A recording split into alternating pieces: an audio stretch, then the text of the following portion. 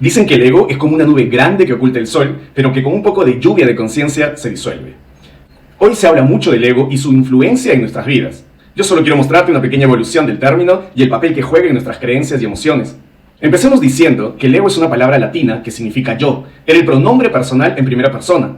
Lo que hoy entendemos como yo, tú, él o ellos no tenía ninguna connotación psicológica o espiritual como la tiene hoy.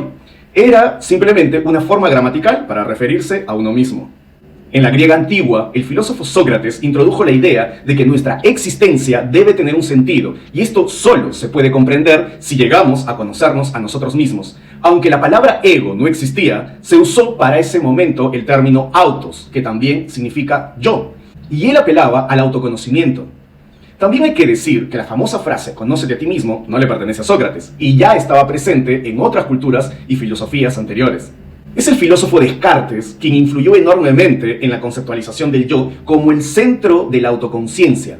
Aunque nunca usó la palabra ego, sí formuló toda su reflexión sobre el yo en relación con la existencia y la conciencia. En su famosa frase «cogito ergo sum», que significa «pienso, luego existo», fundamentó al yo como el principio de la certeza y la realidad. Es decir, que cuando yo digo yo, o cuando digo ego, estoy tomando conciencia mental de mi existencia actual. Hoy sería algo así como la práctica del mindfulness, hacer presente y consciente cada una de nuestras experiencias. A lo largo de la historia, el concepto ego ha sido reinterpretado y ampliado por diversas disciplinas. En la literatura, Shakespeare fue uno de los primeros en profundizar la palabra yo para explorar la psicología de los personajes y las complejidades de la identidad de cada uno de ellos. Esto demuestra que la palabra ego ha evolucionado. Inicialmente era un término simple y directo, pero que con el paso del tiempo se cargó de connotaciones más complejas y a menudo negativas. Es Freud, en el campo de la psicología, quien introdujo y popularizó el concepto de ego como una de las tres partes de la mente. El ego era la mediadora entre mis impulsos y mi racionalidad, lo que se conoce como mecanismo de defensa ante la represión y la proyección. El ego era lo que daba equilibrio a las fuerzas internas y externas. Por su parte, Carl Jung separó por un lado el ego y por el otro el ser. El ego era solo un proceso de individuación y que era parte de un yo más profundo que involucraba la conciencia y el inconsciente, y ahí radicaba el ser. Hoy, en términos modernos, sería lo que se conoce como niveles de conciencia o conciencia superior. Pero si vamos un poco más allá, vemos que en la biología y las neurociencias, la palabra ego no es un concepto formalmente reconocido porque no hay nada en nuestra estructura humana que lo identifique como tal. Y más aún, si tiene tantas connotaciones y usos diferentes. Estas disciplinas científicas investigan la conciencia, pero no podemos definir al ego como conciencia. Por eso, el término ego en las ciencias no tiene mayor connotación como sí lo tiene todo lo relacionado con nuestra mente y nuestra alma y nuestra interpretación del mundo.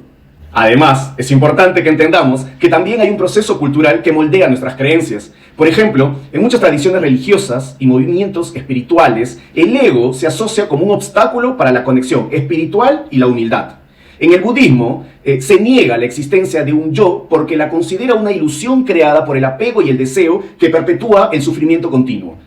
En el hinduismo, la interpretación es mucho más compleja, porque para ellos existen dos tipos de almas, un alma universal y un alma individual. El yo vendría a ser algo así como una comprensión de nuestra alma individual que hace parte de esta alma universal.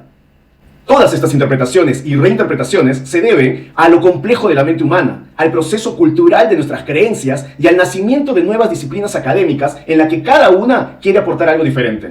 Hoy la palabra ego se interpreta de muchas maneras. Se ha viralizado y maltratado tanto el significado de esta palabra que casi ha perdido sentido. Muchas personas asocian al ego con sinónimo de orgullo, arrogancia, soberbia, vanidad, ambición, rigidez, envidia, manipulación, resentimiento o egoísmo. Estos ejemplos son desviaciones del comportamiento humano, que si bien están relacionadas con nuestra naturaleza, no definen al ego, sino que pertenecen a la psicología popular y al mal entendimiento de las teorías freudianas. Aunque evito dar mi interpretación, creo que todas estas palabras asociadas al ego son por falta de información, o más aún, por falta de educación y buenos modales. Al final del día, todas son solo creencias, y tú estás parada en una de ellas por elección, imposición o falta de información. Esta creencia moldea mucho tu comportamiento y los sentimientos con los que has arropado a tus creencias. Por eso, hoy te hago dos invitaciones. Si quieres saber cómo actúan tus creencias y cómo éstas son moldeadas para que tú te comportes de determinada manera, te invito a leer mi libro Fábrica de Ideas. Y también te invito gratuitamente a ser parte de nuestra comunidad Creadores, donde nos reunimos martes y jueves y decodificamos sentimientos que nos permitan construir una vida desde el corazón de nuestras creencias dominantes. En la caja de descripciones coloca la palabra Creadores y te enviaremos toda la información para que te sumes a nuestra comunidad. Vamos, que tú puedes.